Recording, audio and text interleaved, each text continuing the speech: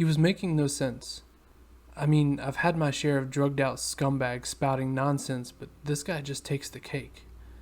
And the thing that bothered me was that after a piss test, the man was sober. Well, not quite sober. We found some pot, and he was drinking, but to a guy like this, I don't think that's going to put him in a state to be ranting about demonic clowns. His name was Kurt Lopez, a mid-level member of our local branch of the Gato Negro, a Spanish gang that has been second only to guys in suits with last names ending in vowels at keeping the city under their thumb. Kurt had been working as a CI for us for quite some time. Through a lucky mistake, another CI found evidence showing that Kurt has as much Spanish in him as Taco Bell. Since then, he has been more than friendly. In exchange, this information has not been made public, or rather tossed into the gutter for some rats to find. Tell me again, this time really try to push past all of the OG Kush and think of what really happened. I say, exasperated at our 10th hour of interrogation.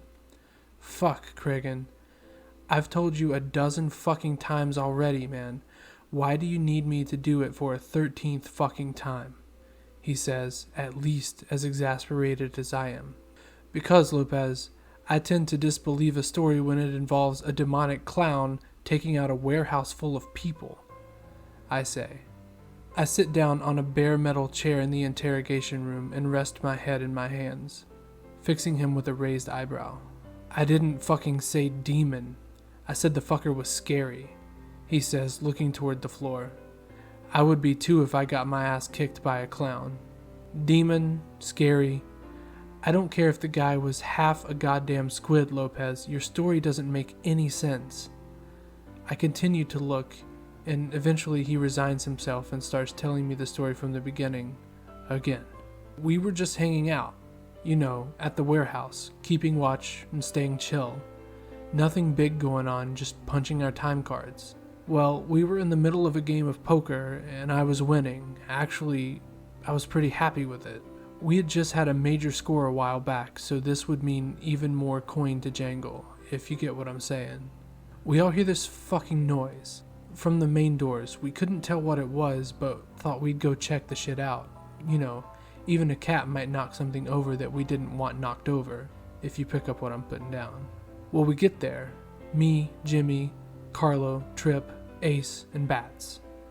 And we see this fucking guy. Weirdest looking motherfucker we have ever seen in our life. Top hat and shit. Some kind of fucking symbol on a rag on it. I interrupt him. That one you drew for me? I say, trying to keep everything straight. I couldn't understand what the hell it was for a minute. Looked like some kind of eye, but that was stretching it. Might have easily been an asshole for all I know. Yeah, fucker, let me finish the story and maybe I'll get out of here before I starve to death. Anyway, we watch him for a while and he looks pretty beat up. Big ass cuts, blood dripping down on the floor, and he's stumbling around like he's fucking wasted. We keep watching him and suddenly Ace says that maybe the weird clothes and shit could have meant he was queer. You know those guys. They wear all kinds of weird shit and maybe someone rolled him after some kind of sex party or something. Well, we were all in some good moods, good bud going around, all of us sitting on some fat wallets, so we decided to do the guy a solid. Let him sit around for a bit, maybe call him an ambulance, a few fucking blocks away of course, shit like that. So I say to him not to worry, we weren't gonna kill his ass or nothing, and we start to walk over. Fucking Bats was first. The guy starts to get all quiet and shit, not moving much, but still standing. Once Bats gets close enough, motherfucker pukes blood all over him, and a lot of fucking blood. Like one of those fucking Saw movies, man. Bats was covered from head to toe, and the guy just leans on the wall, not saying shit. No sorry, no nothing, man.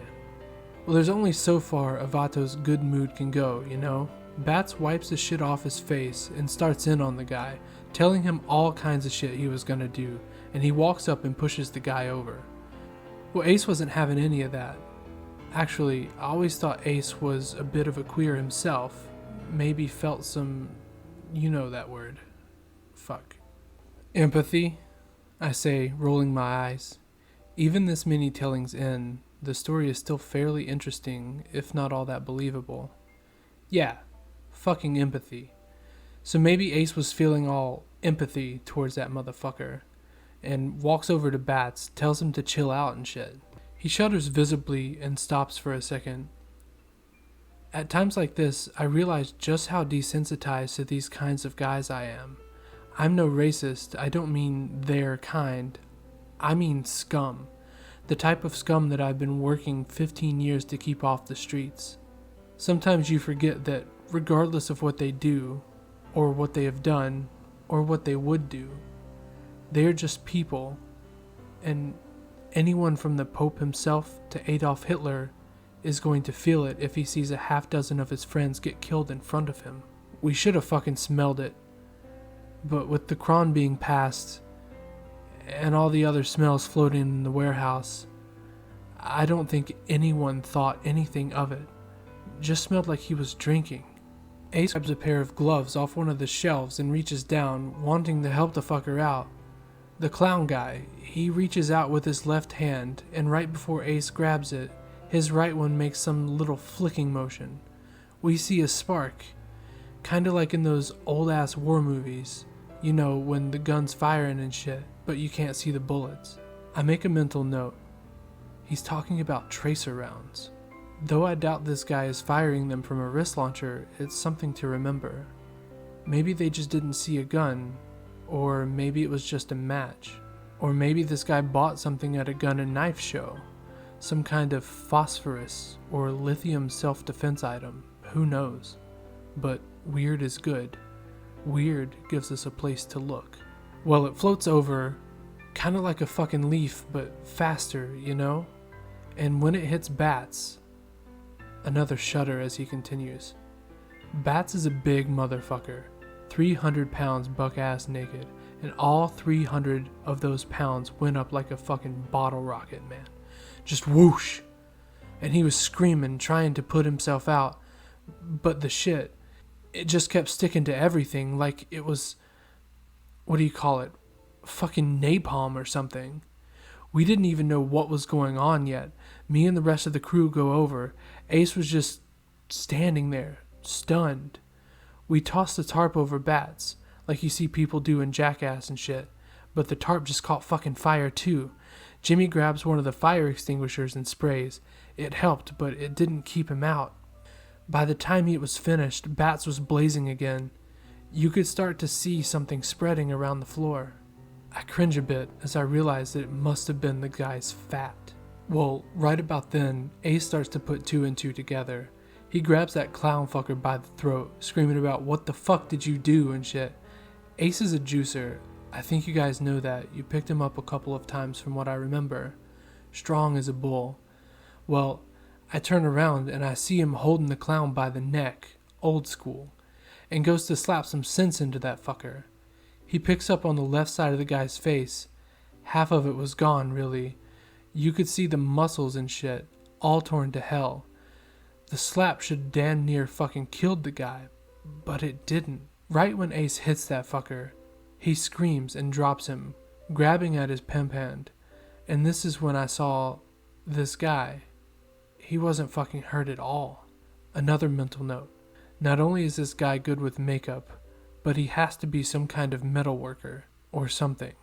We found razor wounds on Ace, and to rig something like that up without making it cut off your own face would take a bit of talent.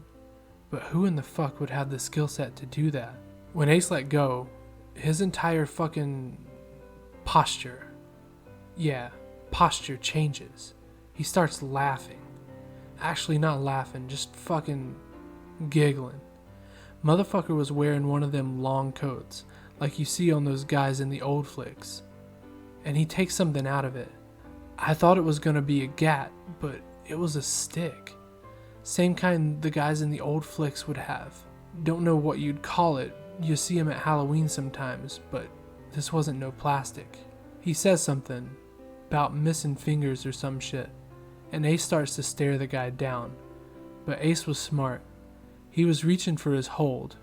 We left all of our heavy artillery in the back, but once he took a step forward, the guy brings the stick straight up with both hands right under Ace's chin. The fucking noise, man, like hamburger being pressed through a hose. I'll never fucking forget it. Never seen a fucker do something like that. Never in my fucking life. The stick goes in, right under Ace's fucking chin, 6 inches at least. Ace starts jerking around and shit. Not for long though. The clown guy rips the stick out and actually made a pop. And Ace was fucked. Blood just pouring out of his head. He wasn't moving. This part he failed to mention in his first few tellings, and something that I add to my list of odd skills that this guy is going to have to possess. What he did was originally taught to American soldiers in the Korean War, an effective tactic, but even among them it was rarely seen. I was introduced after a study showed that when in a dire situation and unarmed, soldiers tend to take the easy way out. Just by showing them how any stick can be used to kill a man, they could reduce their tendency for this to happen by over 70%.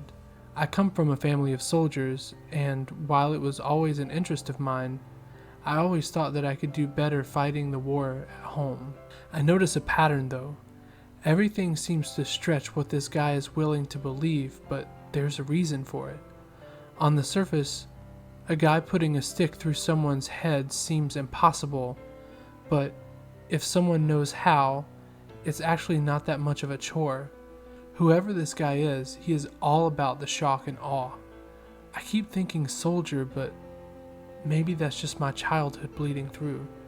I was thinking to scream, but they wouldn't have heard me over bats, so I run over. I was screaming, "Over there, Vato! Shoot, you motherfuckers!" It took them a couple of seconds, but we run a tight ship. Everyone drew the hold and started fucking firing. Problem was, the lights went out. The emergency lights came on pretty quick, but the fucker wasn't there no more. Trip whispered to us, "Don't make a sound, pendejos." And we didn't. He was always into that spy shit, wore camo, bought his food at an army surplus store, used to read some guy's book all the time, Tim Lance or Tom Clarence or something, shit like that. So we figured he was the point man, for this moment at least.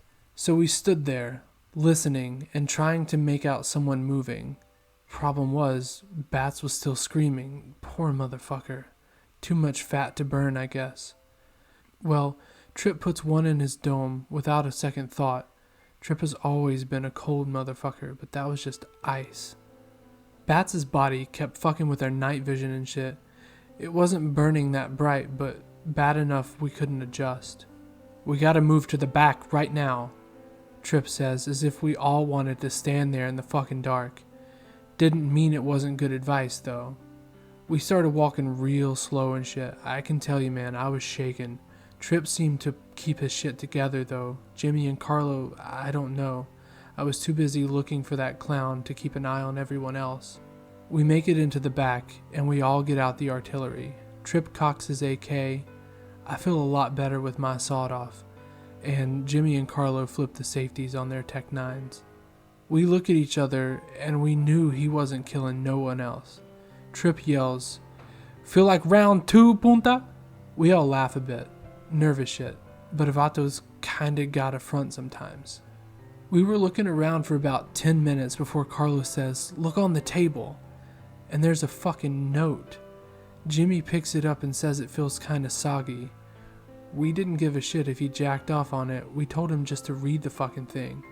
It said something like, "That was a blast. Hope you guys had as much fun as I did."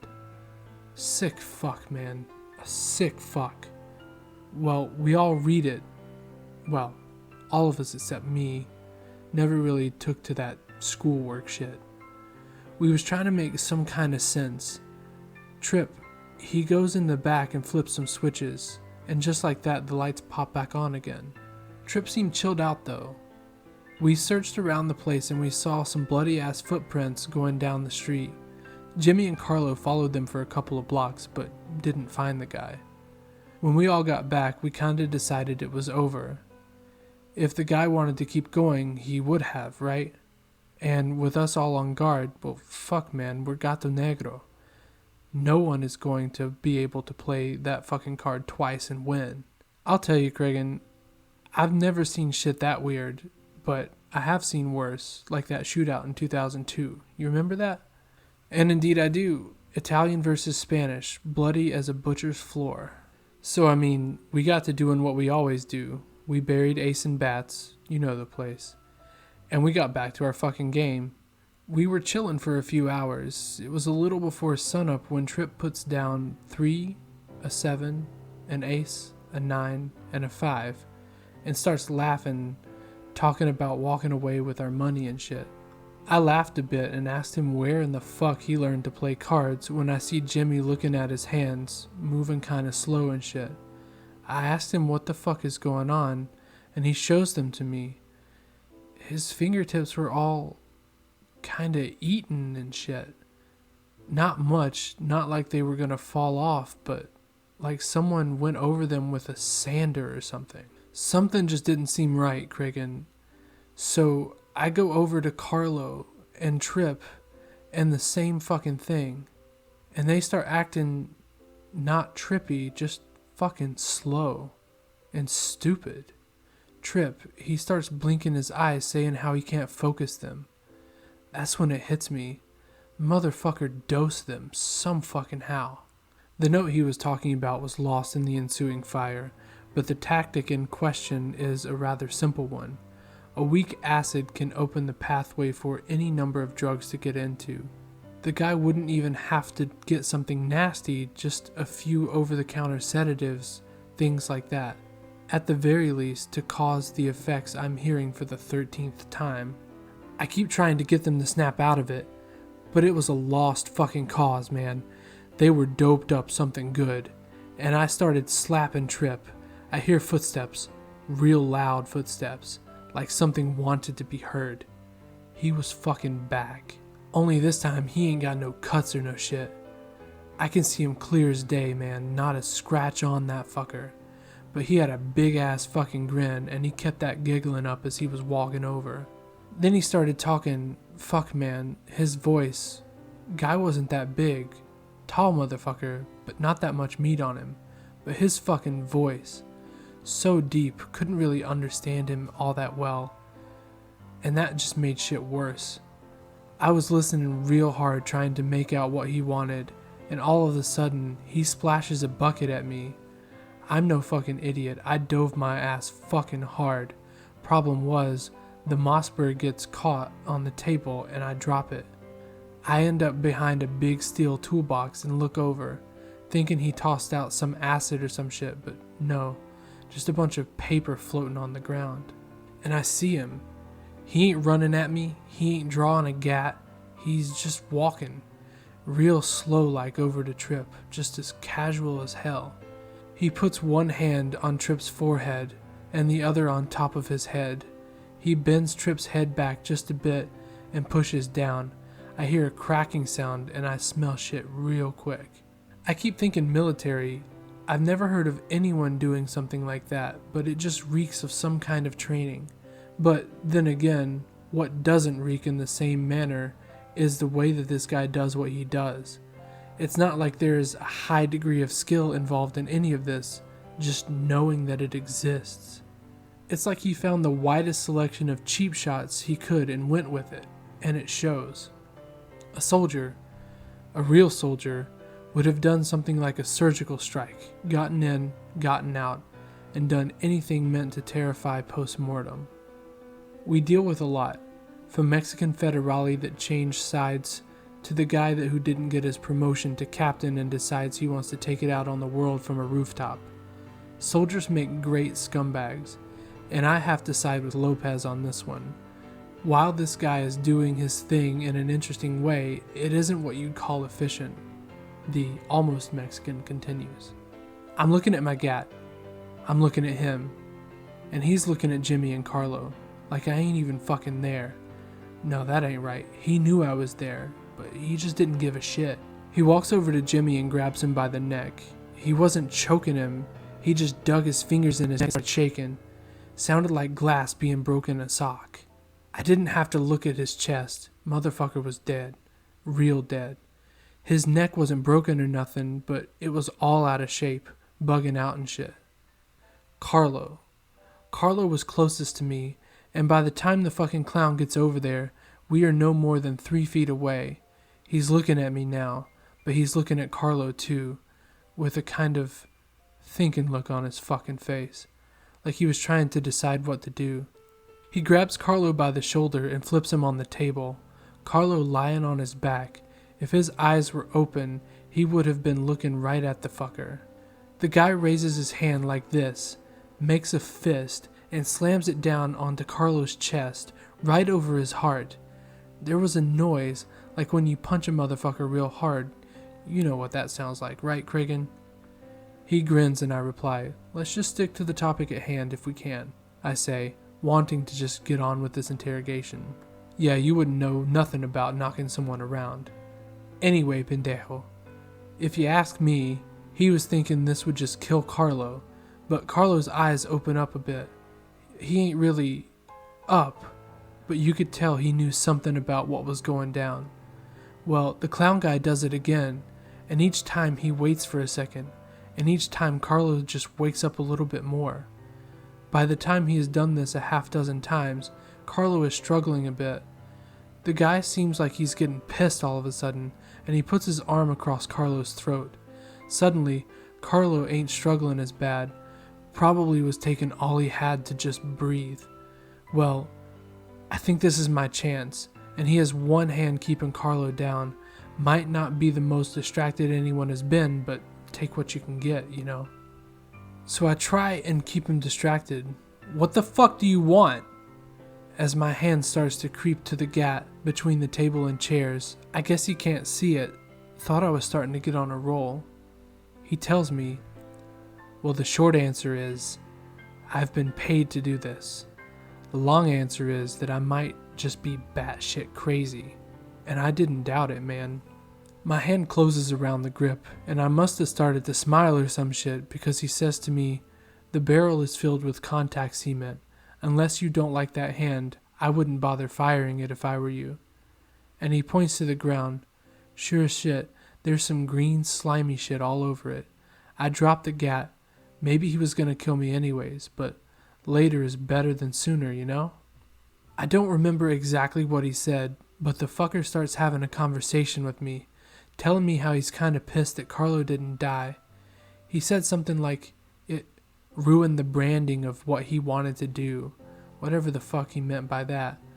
Carlo is coming more to it now, and suddenly he smiles.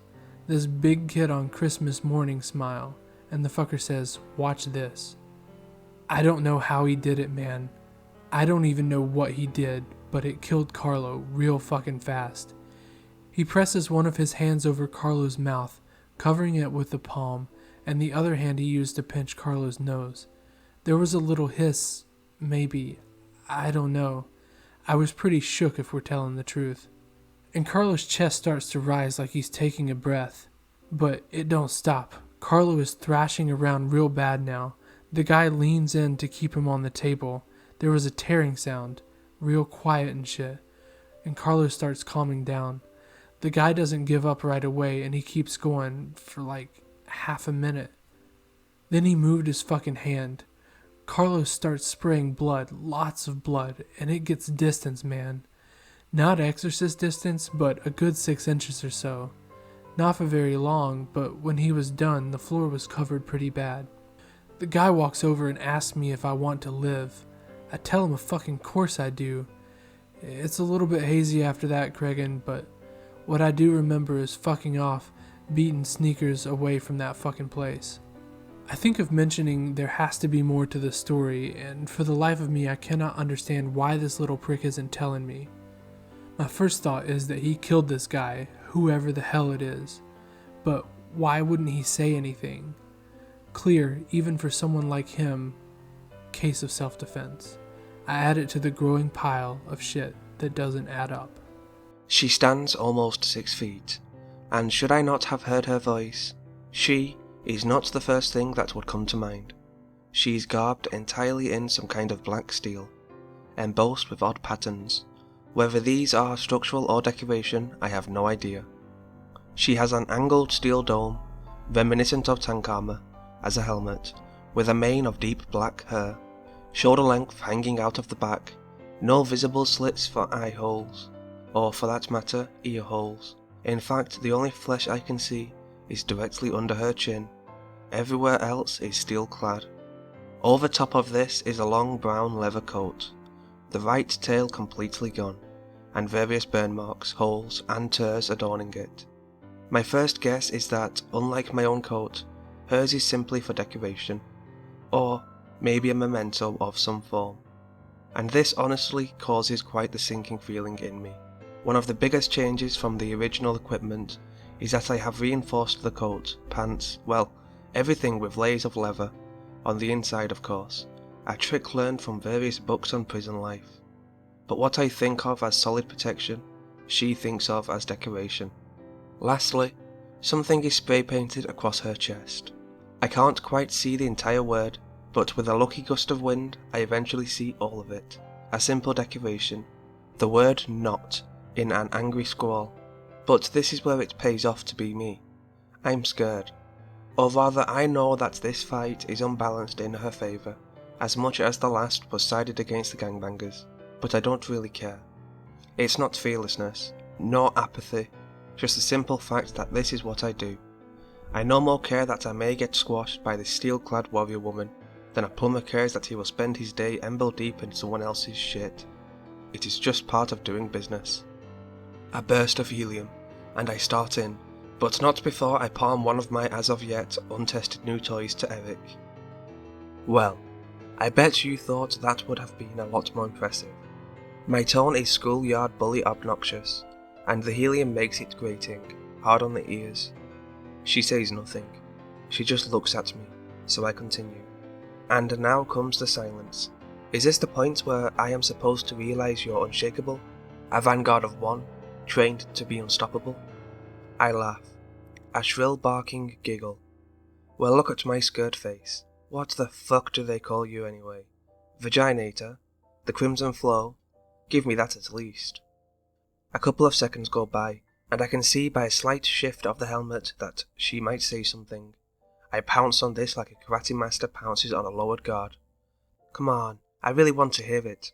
I want to shake with fear at your moniker, tremble at the very mention of your name. Remember forever the label of the one who finally put an end to my reign of terror. I snicker a bit, as if I am holding it back, giving her no more concern than a raised eyebrow and a relaxed pose. Not girl, she says simply. I bring my hand up to my mouth, as if to stifle overwhelming laughter. Actually, I am taking a breath of the heavy, and after a brief ejaculation of deep laughter, I continue. Holy shit, were you and Freebird off fucking when they were passing out names? Whoa, my jokes were better than that. Why the hell would you pick that? I keep up the conversational tone. Really, I am just buying time. The cops saved my ass last time, and maybe it will work out the same way again. But not if I get my face crushed in 30 seconds. Why? She gives her own snicker and starts slowly walking over. Not that sensuous fuck me walk you see female villains have in the movies, but a simple, almost graceless stride. Because girls are soft. She lashes out at a wall, it doesn't cave in. She doesn't leave a hole, but nonetheless chunks of brick fly off it hard enough to make high-pitched tinging noises off of her armour. And I am not. Girls are scared, she continues, as she twists her arm, and a set of small spikes extend from her right fist. Not giant, 3/4 of an inch at most, but nothing I want to be hit with. I am not. As she keeps talking, I realise that maybe I am not the only one taking advantage of the pre-fight rant. The arming, or drawing, or whatever you would want to call those appearing, is something that looked like it took a bit of effort. Not much, but if there is anything I have learned from the volumes and volumes of shit I have had to read, is that little bit of effort can be all it takes. Girls get fucked, and I can assure you. I see her leg lash out to the left, quickly, very quickly considering the armour she wore. It wasn't cumbersome, so much as simply heavy looking, in a very obvious way. But regardless of that, the movement is quick, almost unintentional looking, and a cinder block comes flying at me. Not a heat-seeking missile, by any means, but it comes close to taking me in the stomach nonetheless. I am not going to be the one fucked when this is all over, she finishes, and is now standing a mere 10 feet away. I let my face go slack, as if I just realised that unavoidable death is staring me down. I drop my cane. Lucite with a lead core, from a design standpoint virtually indestructible for my uses, but something I don't have much faith in at the moment. You know, I just realised, I have no chance, do I? I say, letting my voice shrink back to my normal tone and pitch. No gas, no falsetto. I see her give a superior kind of chuckle. No, I'm the person they send in when asshead up there fucks up. And considering that happens on a pretty regular basis, you know I've had a lot of training. I have to stifle a laugh. Everything coming out of her mouth seems like she takes her job entirely too seriously. I have the soundness of mind to realise that whatever it is we are doing, or engaged in, it is absurd. Absolutely, out and out, absurd.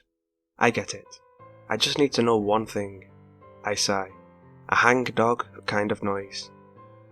How long did it take you to think of that? How many hours did you sit down and try different little variations to see which one would induce the most pants shitting?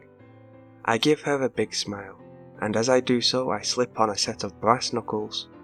Not the cheap kind found at flea markets and shady pawn shops, but genuine custom made, meant to kill brass knuckles. Rigid, spiked, and in a deep black purple the same hue as my gloves. The thinking being, if people didn't notice, the crushing, gaping puncture wound it would create would appear to be just my fist. Appearance is everything. Well, when you're working with 1/8 of the raw power of your competitors at least. She growls a bit, but seems to be deliberately trying to keep her cool. Okay, let's start again. I am not necessarily here to try and break you, clown. You show talent. I mean, you'd never be in my shoes, or even Freeman's. But you could be a tech guy, a trainer, sparring partner. We have all kinds of support staff. She isn't trying to provoke me, but if I ever heard a backhanded compliment, it was now. But she wasn't finished. And don't worry, not all of our support staff end up like a lonely old prick who has no one but a confused 20-something he tricks into being his friend. She gives her own laugh and looks to Eric. They still talk about you, old man. A bit. Is it true that in the Korean War you pulled a chunk of woolly Pete out of a guy's stomach and stitched him up so good he was fighting the next day? Her voice does have a military tone about it, a little too loud, and a little too condescending if not talking to someone who is wearing the appropriate stripes to be condescending to her. Eric takes a long drag of his cigarette. The alley is quiet, and you can hear the bottom of the line. Pale yellow tobacco pop and crack as he does so. Stories, kid. They'll always get exaggerated. It was a burning chunk of tree, and it only broke his stomach open a bit. But yeah, he was up being a better soldier than you'll ever be the next day, you cunt. Eric, never one to sugarcoat an opinion, says. I wish I could see her face, to see what reaction that got, because her tone got colder, and for a moment I thought she was going to kill him right then and there. Old man, you're lucky I am not here to simply take you out for being you, but letting you live is much funnier. Isn't it going to be funny going back to sitting around your apartment all day, doing nothing, hoping that you can think up some excuse to show up at this insane fuck's place? No more adventure, no more being the Mr. Miyagi to his fucked up Karate Kid. He takes another long, noisy puff of the cigarette, as a gust of wind, thick with the smell of industrial cleaners, motor oil, and various types of garbage, blows by. When he is done breaking you in half, you know what I'm going to do? He says casually, but I know him, and he's holding back rage by the bucketful. Take a cab down to a pharmacy, buy all the Viagra they have, his tone slow, as if describing a series of events it is important she knows. He takes one final puff of the cigarette, and he must have got a decent amount of filter in it, judging by the smell. But the smoke cloud is yellow and thick, and makes a good backdrop for his next words. He chucks the butts on the ground, sparks flying away, almost as if they know something horrible is going on, and are hoping to get away before the shit hits the fan. And then, there is a 50-50 chance, if I snort it all, I might get a woody, and if that happens, I'm going to... the living shit out of you. I was helping this fucking country, really helping this country, saving lives, saving the fucking world. You hear stories, then you goddamn know what we were really doing back then, and what we really had to fucking deal with, and I was doing this long before you were getting paid to hunt down Joe asshole in a back alley, he says finally. His rage breaks through about after the word Woody, and it takes everything in me not to look disturbed to him. But I assume, with everything he has seen, he has his reasons for the reaction. I make a mental note to try and see what he meant though. I have never seen the old man snap that bad, so whatever it is she was pissing on, metaphorically of course, it was big. I wouldn't start planning the bus ride there quite yet, fucker, she says, and I am sure if she could spit upon him she would. So you really want to do this? What is it they call you? She asks the question almost as an afterthought. What do they call me? Mike, actually. The concept of actually having a superhero name, doesn't that just seem a little too camp to you? A little too like you're trying to force something that isn't there? You aren't a hero, and I am not a fucking villain. It takes everything I have to keep up a mocking, cartoonish tone. In all honesty, I want to get her real opinion on the matter. Not a villain? Really? You just killed, what, a half dozen men, up close and personal, and for what? You're a murderer, plain and simple, no different from any number of mentally lopsided. In the middle of the sentence, she does something. At first I think a punch is coming, but by the time I am moving, I am staring down the barrel of a massive handgun, drawn and aimed with her left hand. Think you're the only one that knows how to catch someone with their pants down, she says, as I can hear a grin behind the mask. Fuck, I say simply. This is a moment I have been dreading. Someone with a gun, and someone who knows how to use it, having a bead directly on me. We are no more than 6 feet away by this point. I doubt she will miss. I see the barrel start to dip, not because of any loss of concentration. If I were to hazard a guess, I would say she was trying to shoot me in the leg. Maybe just in the gut, but regardless, this is my only chance. Another wasted second and I am going to be missing a large part of my body. I take a massive swing, and turn my body, both putting my weight behind it, and shifting her target enough that she will have to take another bit of a second to aim. The brass knuckles connect solidly, just below her wrist. The shock numbs my arm. On a normal person, this would have shattered, if not severed the hand, not so much due to my own skill, as the vicious design of the weapon, but to her, it causes nothing more than a few inches of movement in her arm, and a somewhat looser grip on the gun. But in her haste to end this quickly, she tries to fire off a shot, hoping that luck will be on her side. The gun goes off, inches from my ear, a deafening blast, more akin to a rifle than a handgun. The sound sends a bolt of pain straight through my grey matter, but the recoil of this handheld scud in a compromised grip sends it up high. All training, all of the work I put into trying to know what to do, and when to do it, goes out of the window. I grab the gun. Being as large as it is, I have enough room to get both hands on it, in a solid grip, and I yank, dropping myself towards the ground to get more leverage. For a brief moment, I am staring again down the barrel. My heart leaps and there is a pit in my stomach, but as I yank my body to and fro like a pit bull trying to tear off a chunk of meat, I feel the resistance suddenly disappear. It would have been the smart thing to do to keep the gun. It was in my hands, and judging from the noise that is leaving me, hopefully, temporarily, deafened, it would be a more effective weapon than anything I have. But this is why you don't disregard training. Instinct is seldom the smartest option in a situation. So instead of thinking it through, standing up and firing the gun into her until I hear a click, I toss it aside. As soon as I hear the metal on stone grinding noise of it sliding down the alley, I regret my decision. I regret it further when I notice she has stepped in, and a steel-clad knee is sailing up towards my chest. I roll with the momentum of the blow, straight up and backwards, saving my ribs from becoming pulp, but leaving me no other choice than to fly on a low flight backwards through our window. I land with 3/4 of my body on the inside of the dim building. By the looks of it, some kind of car repair bay, hanging by my knees, my head just barely touching the ground. I am instantly grateful for my somewhat cumbersome, yet now tested and found effective leather reinforcement. I flip myself forward out of the window, just in time to see her bearing down upon me in a manner that makes me instantly think of a football player, a damn good one. This is the point where I notice the fight has begun in earnest. All of the books start to slowly trickle back to me. There is no way I am going to be able to grapple with her, so I continue my flip into a belly flop to the cement.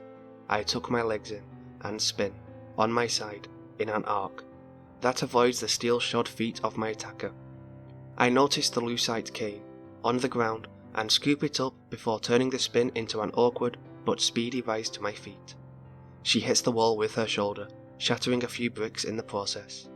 And a thought comes to me, the same trick I used in the warehouse. As she turns around, casually, I dash in. She is taken off guard by the sudden reversal, and probably due to the stupidity of the charge as well. And the lucite stick comes straight up. I am hoping to hit right under the chin, as it is the only place I could not see solid steel, and drive the thing upward till it hits skull. My chagrin as the staff encounters a thin steel plate, running between the exposed bits under her chin, is immense, and as I try to back up, cold, heavy steel arms wrap around me, and I am slammed into the brick wall, being crushed between it and the iron monolith that has chosen to stop me. I see the headbutt coming, and manage to crane my neck out of the way. The steel clangs off of the brick wall, and I fumble through my pockets for something that will extract me from my current situation. I grab a knife, one of the original set I kept since day one, and try and slide it between the steel plates. The kind of maneuver that is standard to the point of cliché in fantasy movies and novels. But the knife encounters nothing but steel. It slides in a few inches, to be sure, but after those, there is nothing to shank. It seems armour has come quite some way since medieval times. Who would have thought? The action costs me use of my left hand. She grabs it in a steel death grip, holding it down by my side. I feel her weight shift, and can see her balancing on her right leg, the one that was damaged in the fall, if only slightly. Her left starts speeding upwards, using my own leg as a rail to fire it unerringly into my groin. I hear, from a dozen or so feet away, Eric scream, "Pennies in a door frame!" The meaning is immediately clear, and gives me further respect for the old guy. I might not be able to get through the steel, but I twist my body in a contortion only comfortable to those who have been doing the splits since age 3. My left leg curls up, in a race to outdistinct the knee that is coming directly at my stones. It wins, and I use it to push myself forward and down. She keeps her grip on my left hand, and I ignore the pain, further twisting and shoving myself until I am almost wrapped around her right leg. I drop the cane for a moment, and draw a small paring knife and jam it between the joints of the knee. She tries to kick off the wall herself, tossing her left leg so that her foot is resting on it. My guess is that she was looking at a full rotation while still holding onto my arm, a maneuver that, no doubt, would have sent me sailing through the air, to a broken spine as I hit the wall. But as she tries to push back, the right leg will not cooperate, locked in place, if only for a moment by the knife. I do a lot of laughing, but the fact that my best retort to her assault was inspired by something created by siblings trying to screw with each other starts me into a gale of not-so-sane laughter as I pick up the cane and get to my feet. She teeters backwards, with no give in the steel boots, and a leg locked. She falls, flat, gracelessly into the ground. "Want me to give your old man a call?" I hear Freeman scream, with a laugh, and with a growl, my adversary gets to her feet. It isn't a cumbersome movement, but it isn't a graceful movement like my own either. As she gets to one knee, I take a run forward, swinging the cane like a golf club, and at the last moment even adding, "4!" as it connects in the best way possible. She falls back down, probably more due to the surprise that I had anything that could get through her steel skin than any actual damage the blow did, and I decide to spring. I fall upon her, in what is commonly referred to as the Big Brother position. Sitting on her stomach with my arms free, I slam the cane into the helmet as hard as I can, heedless of the short jabs she is throwing into my ribs. But as the first half dozen of my blows connect, I start to realize that it may be annoying, may even be disorientating, but it is not causing any actual damage, and with each blow, she seems a little less dazed. My momentum starts to play out rapidly, and I try to disengage. This was a mistake. Unlike myself, who has had little ability to test out the book learning I have endured for 8 months, She has. And once she feels my weight start to shift, she is in motion. Before I realise what is going on, I am spun to the ground.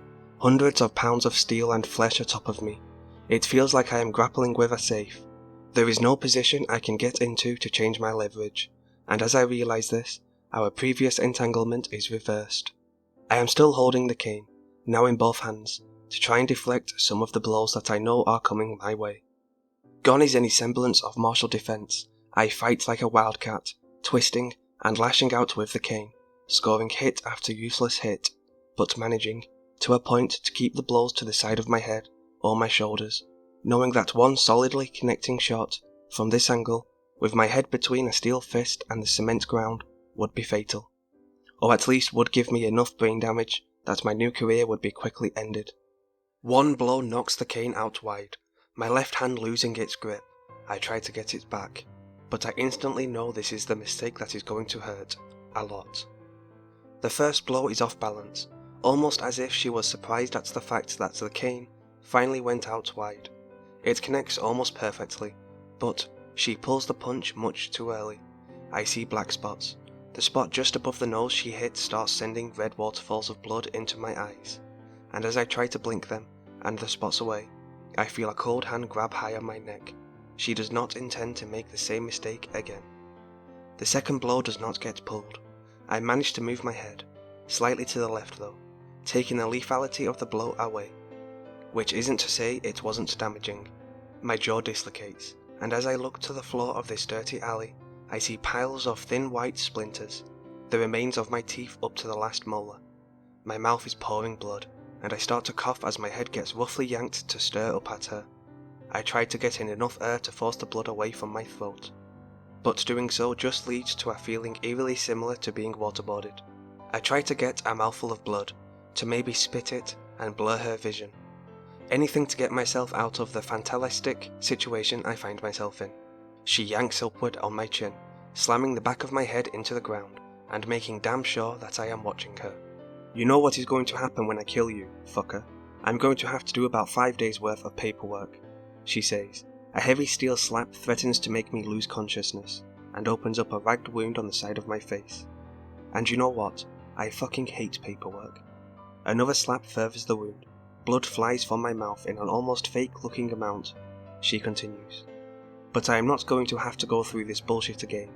You weren't a challenge, cocksucker. You are annoying. Like a fly that always seems to be just an inch out of your reach. And, you know... I see something creep into the edge of my vision, and my heart jumps. 3 barrels, a little thicker than a broom handle, dyed a light purple, with a stock carved from dark oak. Thick screws hold it together. It is based off of a design popular among the youth gangs of 1930, or so I was told. Reliable, powerful, but with the accuracy of a garden hose, and in regards to this particular item, completely and utterly untested. The intent is to fire a solid steel shotgun slug from something no bigger than a handgun. There is an ear-shattering explosion, not dissimilar to the sound of the gun that she had pulled on me earlier in the fight. This one, though, has no elegant flame, but rather a cloud of sabot, gunpowder, and various different burning chunks. But the effect makes mockery of any appearance it may have. Her head jerks to the left violently, a metal-on-metal scream as I feel shrapnel, maybe from the slug, maybe from the helmet hit my upper body. My first thought is that her neck is broken, but by the way she falls to the side, as if she had a second or so before the lights went out, I guess this is not the case, but regardless, I manage to pull myself out from under her bulk, or rather, the bulk of the suit, and get to a somewhat dazed standing position. I run my tongue along my teeth. Almost each one is shattered, making them almost reptilian, random points, jutting out at odd angles, but none actually knocked free of my head. I got to say something to Eric, and all that comes out is an unintelligible mumble, my jaw hanging at a cocked angle that makes speaking impossible. Eric, still holding the smoking zip gun, gives me a pretty good uppercut. The pain is intense, but I find, after a large bloody oyster, hocked to the ground, I can actually talk again. I don't take too much time to savour the moment, but rather look up at where I believe Freeman to be standing. So, Dickface, you want to come down and have another go? I say, legitimately expecting him to come down. His reaction is a loud bark of laughter. No, but I do want to take a picture. Any chance you could step on her chest? He says. I give a confused look to Eric. I honestly would have expected a little more. I don't know. I guess professional courtesy is the word. They are, after all, fighting on the same side. But I oblige. I assume this picture will get around their circles, and seeming good enough to take down someone like this will contribute greatly to their perception of the lowly clown. So I put my foot on her chest, like a big game hunter standing over a rhino. I expect to hear a click, or see a flash, but I get a simple, "Thanks for that one," and I assume he is done with his picture. There is somewhat of an awkward silence, and myself and Eric start to walk away, down the alley, picking up the lucite cane as we do. "Thanks for saving my ass," I say, intending to follow it up with a joke of some form, and I hear a rough grating of steel on stone, and my joke turns to a dismal soft "for fuck's sakes" as I look behind us. She gets to her feet shakily, seeming to be breathing heavily. She rips off the helmet and it slides, screeching and hopping down the alley. The girl behind the mask isn't ugly, but she isn't cosmopolitan pretty. She has more of a natural beauty, which is to say, that hunter-gatherer part of one's body knows that she would produce strong offspring. But that natural beauty is now fairly marred. She sways on her feet a bit, and blood is coming down in small trails from her nose and ears. Her dark brown eyes seem glazed, and maybe it is just the light, but one pupil looks much bigger than the other. She wipes a steel forearm across her face, smearing the blood more than clearing it away, and fixes me with a stare. She looks as if she is going to say something, but instead just charges forward. This isn't the calculated, professional charge that she brought out earlier, but more like a drunkard trying a Hail Mary maneuver against a bouncer that has gotten the best of them. For some reason or other, this actually enrages me. If I was to put a point on it, I would say it is because, regardless of how fair it may have been, she lost the fight. And above and beyond that, I didn't do what I should have done, and simply separated her head from her shoulders before I left. That decision was 5% morals, 95% thinking if death was on the table, Freeman may have been more likely to step in. That is not a mistake I am going to make twice. She is far enough away that I can toss the cane, spinning in the air, just a bit, to catch it in a baseball bat-like grip. I can tell by the way her line to me is swaying, and she's trying her damnedest not to trip. That isn't going to be a hard blow to land. My intent is to simply hit her full force. The momentum of the swing, and her armor, should be enough to damn near snap her head off. I take careful aim, predict about where she's going to try and tackle me to the ground, and let fly. The only problem is that in my possibly concussion-having state, I don't take into action that the level of the head is going to change at the last minute. The blow is off, but not by much. It skips off the breastplate, enough momentum stolen that it does not decapitate the tenacious wench, but explodes her nose, caves in one sinus, and sends her into a backward spin that slams her head against the ground with a sickening noise, like a semi-frozen orange, tossed in a sock and beaten against a counter. This time, she is out cold, and by the garishness of the wounds, she may not be getting back up. I kneel over her still form, saying just loud enough to hear, in my real voice, "If you come out of this, remember that all it would take me right now is one fucking stomp, and I would never have to worry about you again. But to be honest, after the 2 fucking you gave me, I am more concerned with getting drunk at the moment. If we see each other again, when I know your shtick, it is going to be a slow fucking time dying. I would suggest a career change." While I am not confident that a second encounter would de facto be in my favour, my intent is simply to degrade her, to shake her up, and maybe not have to fight a quasi-invincible bitch with a chip on her shoulder again. As I rise, I noticed Eric has another smoke lit, already halfway finished. He walks over, almost casually. As far as that business, I was thinking about it. I didn't like the clap in 43, and I probably still wouldn't like it. He finishes this by spitting a disgusting glob of phlegm, speckled with black bits, onto the mess that is now her face. A few hours, and a stop for booze later, I am sitting in Eric's apartment, screaming in agony, as he pours some kind of film over the jagged mess that my teeth have become. He tells me, with any luck, it will let them heal right. And what am I, if not lucky?